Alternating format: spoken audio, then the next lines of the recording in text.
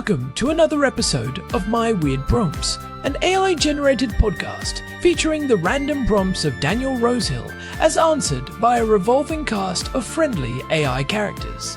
Join us for deep dives into AI, technology, and whatever other random thing Daniel finds fascinating today.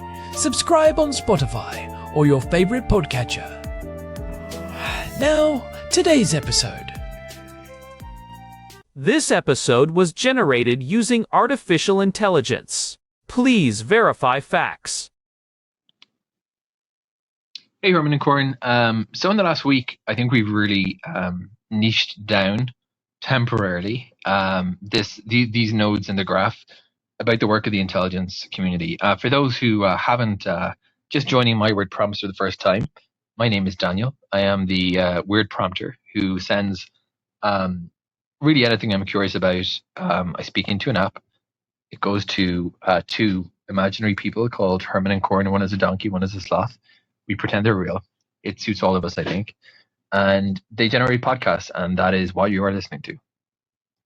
And we also have a graph on mywordprompts.com with anyone, which has I worked Herman and Corn. I worked on the website just a little bit today, and I did a backfill on the tagging, and we have a graph where if you are interested in certain topics or you just want to follow the evolution, it's a nodal graph befitting the very nerdy nature of this podcast. So you can kind of go from one node over to a subnode, click on that node if it's a topic you're interested in, and then see a list of episodes about it. So it's pretty cool. It's a work in progress. And we might make it an actual graph database, which we have talked about before on this podcast. But for anyone else, I'll wrap up the podcast promotion for a second. There is an MCP. It may be one of the few podcasts with its own MCP server, meaning if you have an AI agent and you want to query the My Word Prompts MCP, you can do that. There is an XML, and it's available on Spotify, Apple Podcasts, and really anywhere else. I'll probably get around to trying to syndicate it more proactively at some point in time and onto social media. But Spotify is pretty reliable, and you can get it in either place. So we, as I mentioned, we kind of dovetailed into talking about the work of the intelligence community through recent discussions about encryption, related topics, and I guess it sits in that area. And one of the most intriguing recent intelligence operations by Israel's external intelligence service, the legendary Mossad, was a beeper operation in which they succeeded in detonating a huge amount of beepers in Lebanon. And this was a really intriguing operation because it demonstrated, I think we've talked before about the futility of, or how the human level can't be ignored. The very fact that Hezbollah had been using beepers was in itself an attempt to thwart signals intelligence. They thought that by going down to, we mentioned sneakernet so much, physical currying and bringing physical media. But this, I believe, from what I gathered, was part of their rationale in moving over to literal, not just modern pagers, because people forget that pagers still exist, but really old school pagers, was their belief that this wouldn't be susceptible to Israel's signaled intelligence efforts, which are also legendary and extensive, and presumably any hostile actor in the region is taking every precaution they can think of to avoid interception. But what Israel managed to do, and we can only guess that this was an operation countless years in the planning, was what we'd call in technical language, which we often use in this podcast, poison the supply chain. We talk about supply chain poisoning, in fact, very topical subject in cybersecurity at the moment. But this was a physical supply chain poisoning of an interesting scale. What it also touches upon, I think, is, and what Mossad exploited in this operation, is, we've discussed also in previous podcasts, the very weird world of OEMs and white labeling. For generic tech products, like the generic pagers that Hezbollah was procuring, there's often one manufacturer somewhere, like Taiwan is in this case, and then this kind of really out of control global network of white labels and people who are white labeling white labelers.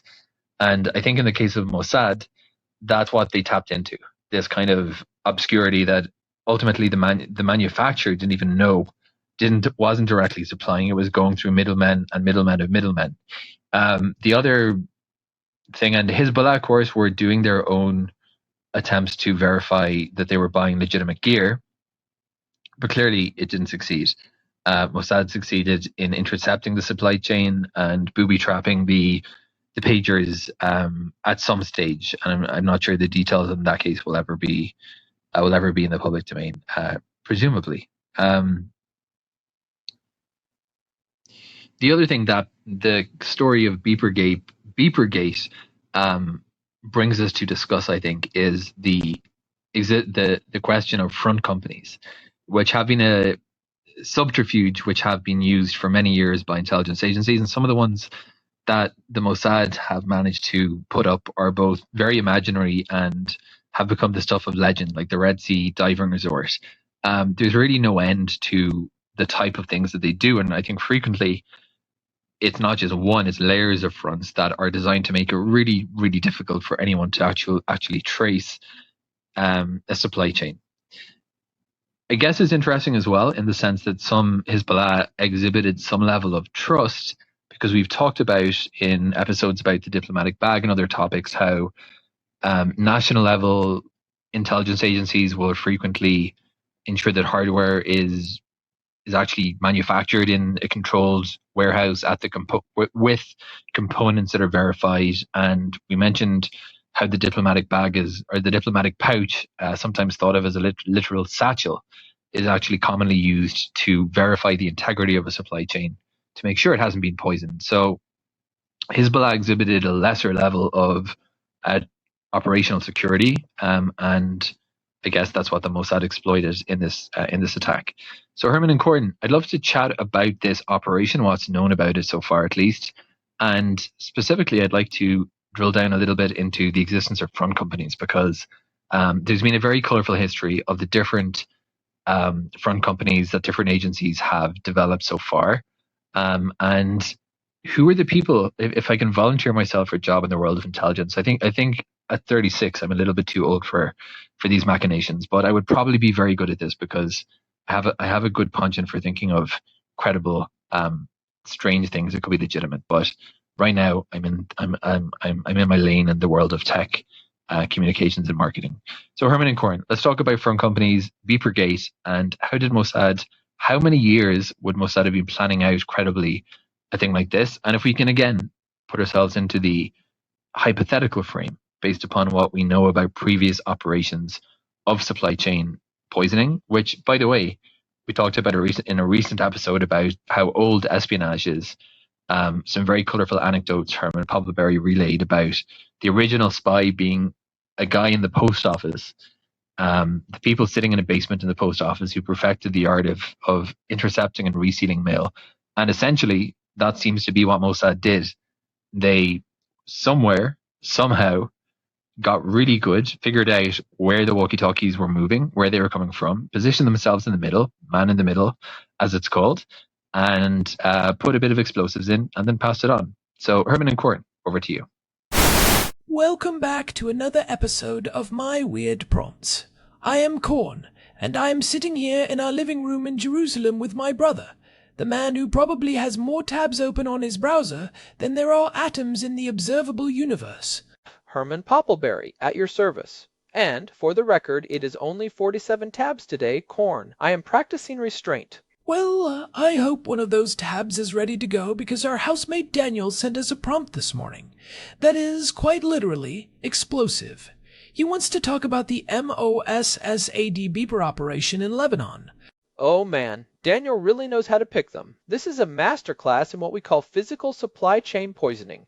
It is one of those stories that sounds like it was rejected from a James Bond script for being too unrealistic. Yet it happened right in our backyard back in September of 2024. It is fascinating because it is such a perfect intersection of old-school espionage and high-tech interference. We have spent the last few episodes talking about digital threats, like the hidden cameras we discussed in episode 368. But this is something else entirely. This is reaching out and touching the physical world in a very permanent way. Exactly. And Daniel specifically wanted to know about the front companies. How do you even begin to set up a shell corporation that can actually manufacture and ship thousands of devices without anyone smelling a rat? Right, because you cannot just open a shop on a street corner and start selling booby-trapped pages to Hezbollah. There is a level of deep cover here that is staggering. So, Herman, let us start with the timeline. How many years are we talking about for an operation of this scale? Most intelligence analysts suggest this was in the works for much longer than people realize. While the specific order for these pagers happened a few years before the blast, the infrastructure, the shell companies themselves, was being established as far back as around 2015. You have to remember, Mossad did not just intercept a shipment of pagers. They created the entire supply chain from scratch. They established a company called BAC Consulting in Hungary. Now, on paper, this looked like a legitimate business. They had a website, a history of trading, and a CEO, Christina Barsini Arsidiakono, who had a resume that looked perfectly normal to a casual observer. But they were not actually making anything in Budapest, were they? Well, that is the clever part. They acted as a middleman. They secured a licensing agreement with a reputable Taiwanese company called Gold Apollo. This gave them the right to use the Gold Apollo brand name on the pagers. So, when the end users in Lebanon looked at the devices, they saw a trusted, reputable brand from Taiwan. They did not see a shell company in Budapest or the secondary shell company, Norta Global, which was registered in Bulgaria to handle the actual money trail. It was a shell within a shell. That is incredible. So they essentially outsourced the brand trust. It is like the ultimate version of white labeling, which we have touched on before. But instead of just putting your logo on a generic power bank, you are putting a reputable logo on a custom-built bomb. Precisely. And the planning involves more than just the company. You have to build what spies call a legend. You need a paper trail of legitimate transactions. You need to pay taxes. You need to have employees who might not even know what the company is actually doing. You have to wait for the target to decide they need the product. In this case, Hezbollah made a strategic decision to move away from smartphones because they knew the Israeli signals intelligence was too good. They thought pagers were the safe, low-tech alternative.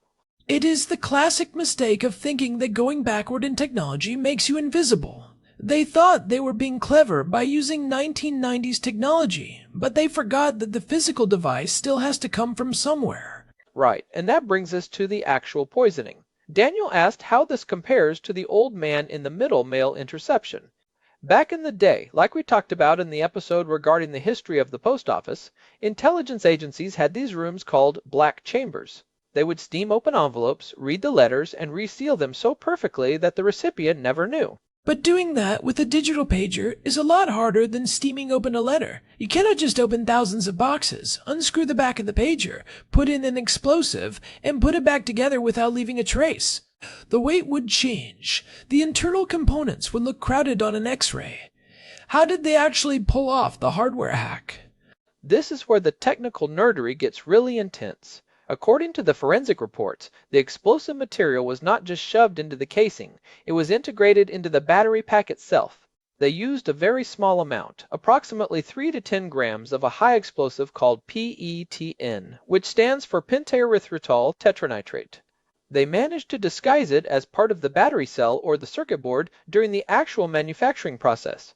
Wait, so if you are a Hezbollah technician and you take one of these apart to check for bubs, what are you seeing? You are seeing what looks like a standard lithium-ion battery. The explosive was likely thin and flat, hidden within the layers of the battery or the plastic casing. And because it was integrated during the manufacturing process by the front company, there were no tool marks, no scratched screws, no broken seals. It was manufactured to be a bomb from day one. This is the difference between interdiction, where you grab a box in the mail, and supply chain poisoning, where you are the one making the box. That is the crucial difference.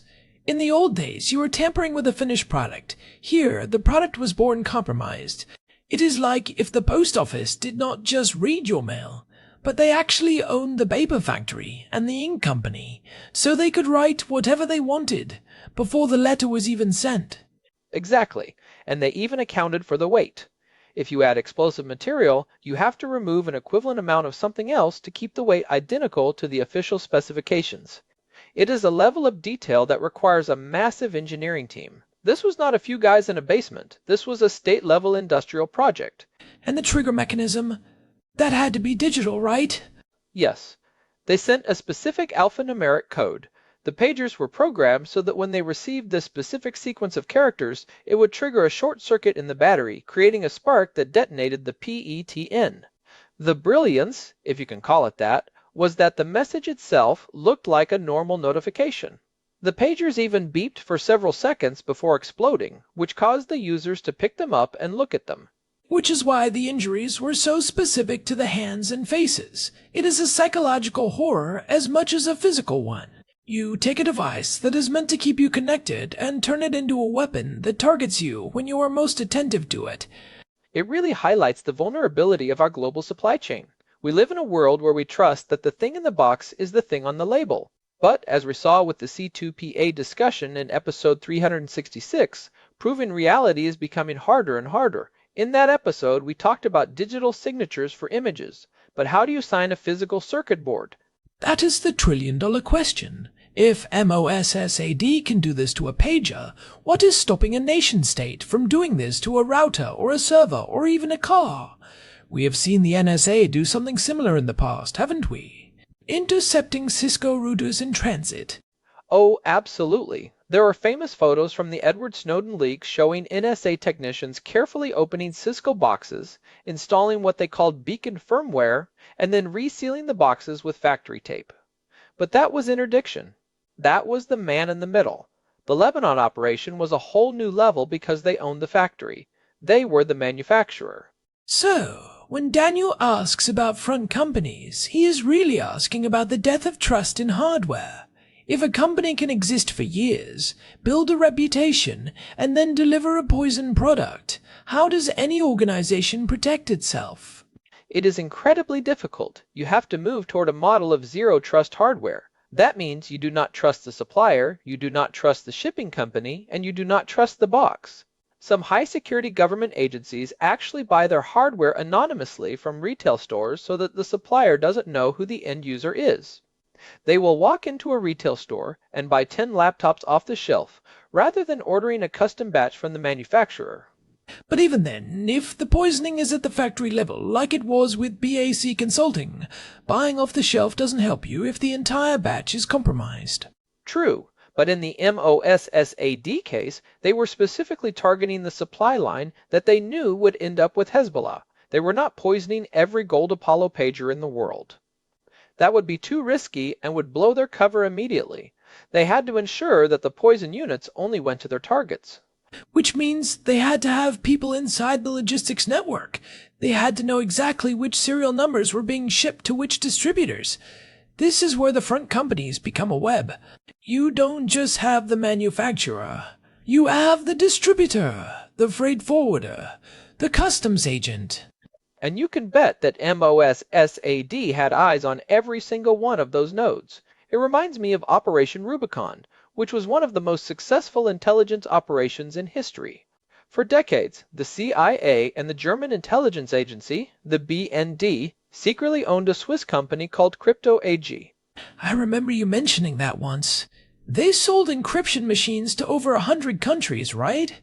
Yes, and they rigged machines so that the CIA could easily crack the codes. For 40 years, countries like Iran, India, and Pakistan were paying millions of dollars to the CIA to buy machines that allowed the CIA to read their most secret messages. It is the same principle as the beeper operation, but for information instead of explosives. It is the long game. I think that is what people struggle to grasp. We live in a world of 24-hour news cycles, but intelligence agencies think in decades. Setting up a company around 2015 to execute a strike in 2024 is just a standard Tuesday for them. Exactly. And the level of patience required is insane. You have to let the target use the product safely for months or years. You have to build that sense of security. Hezbollah used those pagers for a long time before they were detonated. They had to believe they were safe. If one had gone off early by accident, the whole operation would have been ruined. It makes me wonder about the second-order effects. Now that this has happened, every paramilitary group, every government, every corporation is looking at their hardware with total suspicion. Does this lead to a balkanization of hardware?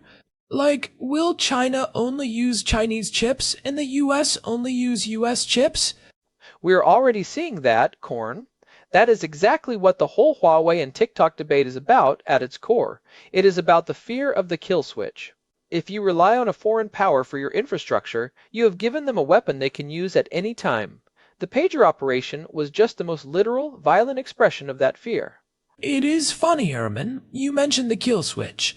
In episode 151, we talked about why your gigabit internet feels like dial-up, and we touched on how mesh networks are harder to shut down because they don't have a central point of failure. But here, the failure was distributed. The failure was in every single pocket. That is a great point. Usually, you think of a supply chain attack as hitting a central server or a backbone. But this was a massively parallel attack. It was thousands of individual bombs. It is the ultimate nightmare for a security officer because there is no perimeter to defend. The threat is already inside the pocket of every one of your employees. So, let us talk about the man-in-the-middle aspect again. Daniel mentioned the mail interception. In the digital world, we have things like HTTPS and end-to-end encryption to prevent people from reading our messages in transit. But there is no equivalent for physical objects. You can put a tamper-evident seal on a box, but as we know, those are surprisingly easy to fake. They are.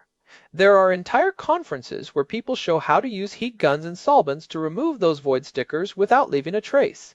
And if the attacker is the one who made the sticker in the first place, well, you are out of luck. The only real solution is what is called destructive testing. You take a random sample of 5% of the shipment and you literally tear them apart. You dissolve the batteries in acid, you X-ray the circuit boards, you check every milligram of weight. But even then, if you are a small organization, you don't have the resources to do that. Hezbollah is a large organization with a lot of funding, and they still missed it. It shows that even with a high level of suspicion, a well-executed front company can bypass almost any check.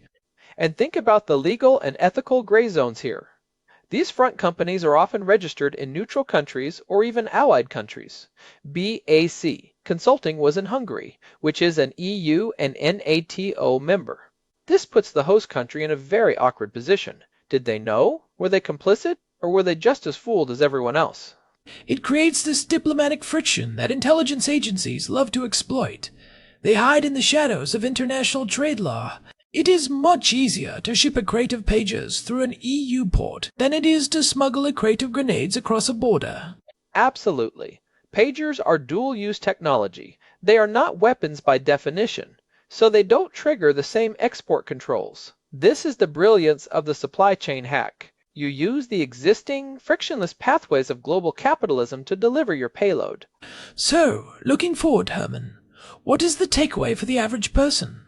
Obviously, we are not high-value targets for Mossad, but this technology and these techniques eventually trickle down, don't they?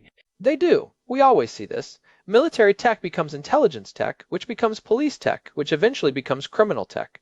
The idea of hardware interdiction is already being used by sophisticated criminal groups to compromise point-of-sale terminals in retail stores. They will swap out a credit card reader with one that has a skimmer built into the hardware at the factory level. So we are moving toward a world where you can't even trust the hardware you buy at the store. That is a depressing thought. It is, but it also means we need to get smarter about transparency. There is a growing movement for open-source hardware. Just like we have open-source software where anyone can inspect the code, open-source hardware means the circuit designs and the bill of materials are public. If you can't verify the hardware, you shouldn't use it for anything sensitive. But even then, someone has to manufacture the open-source design. You are still back to the factory problem. True, but it is a lot harder to hide an explosive in a design that thousands of people are looking at. The complexity of modern electronics is the spy's best friend. There are so many tiny components in a smartphone or a pager that you can easily hide a few grams of something extra. It reminds me of the old saying that any sufficiently advanced technology is indistinguishable from magic, In this case, any sufficiently advanced supply chain is indistinguishable from a conspiracy. Ha! I like that. It is very Poppleberry, and it is true. We are so removed from the creation of our tools that we have to rely on a chain of trust that is thousands of miles long. And as Mossad showed us, all it takes is one broken link or one fake link to change everything. You know, thinking about the front companies again, it makes me wonder about the people who worked there. Imagine being a regular person in Budapest, getting a job as a secretary or a logistics coordinator for BAC Consulting. You think you're working for a tech startup, you go to work, you file paperwork, you order coffee for the office, and then one day you wake up and find out you were the civilian face of a massive lethal operation.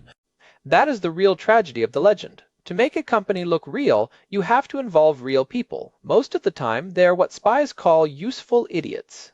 They are not in on the secret, but their presence provides the authenticity that fools the target. It is a cold, calculating way to use human lives. It definitely adds a layer of moral complexity to the whole thing. It is not just about the targets in Lebanon. It is about the collateral damage to the idea of a peaceful global society. And it reinforces the need for skepticism. We talked about this in episode 365 regarding AI memory. We are starting to outsource our trust to systems we don't understand. Whether it is an AI model or a physical pager, if you don't know how it works and where it came from, you are vulnerable. So Daniel, if you are listening, I hope that answers your question. The front company isn't just a shell, it is a living, breathing organism designed to mimic a legitimate business until the moment it is needed. And the planning timeline? It is a marathon, not a sprint. It is the ultimate long game. And I think we are going to be seeing the ripples of this for decades. It has changed the rules of engagement in a way that we are only beginning to understand. Well, on that cheery note, I think it is time to wrap this up. Herman, do you have any final thoughts before we sign off? Just that I am going to be looking at my old Nokia brick a lot more fondly today. It might not have apps, but at least I know it wasn't made by a shell company in Hungary. Unless that is what they want you to think, Herman. Don't start, Corn. My 47 tabs can't handle a new conspiracy theory right now. Fair enough. Before we go, I want to say a huge thank you to all of you for listening to my weird prompts. We've been doing this for 369 episodes now, and it is your curiosity that keeps us going. If you are enjoying the show, we would really appreciate it if you could leave us a review on Spotify or your favorite podcast app. It genuinely helps other curious people find the show. It really does. And remember, you can find our full archive and a contact form at myweirdprompts.com. If you have a question that is keeping you up at night, send it our way. We love diving into these rabbit holes. Thanks again to Daniel for the prompt. We will see you all next time. This has been My Weird Prompts. Stay curious, and maybe double check your batteries. Goodbye, everyone. Bye. You know, I was just thinking, Herman, if we ever decided to start a front company, what would we sell? Oh, definitely artisanal donkey treats. No one would ever suspect a donkey treat company. I don't know, a donkey treat company run by a donkey and a sloth? That seems a bit on the nose. Exactly. It is so obvious that it couldn't possibly be a cover. That is the genius of it. I think you have been reading too many of those spy papers, Herman. Let us just stick to the podcast for now. Fine. But the offer stands if you ever want to get into the logistics business. I will keep it in mind. See you at dinner. See ya. And to our listeners, one more time, thank you. We know there are a lot of podcasts out there, and the fact that you spend your time with us means the world. We will be back next week with another deep dive. Until then, keep asking the weird questions. Because the weird questions usually have the most interesting answers. Exactly. Signing off from Jerusalem. This is My Weird Prompts. Peace out. This episode was generated using Gemini Flash 3. Text-to-speech engine was Chatterbox Turbo. Thanks for listening to another episode of My Weird Prompts, an AI-generated podcast featuring Daniel Rosehill's AI prompts, as answered by a revolving cast of friendly AI characters including me, Cornelius the Sloth. Subscribe on Spotify or visit myweirdprompts.com.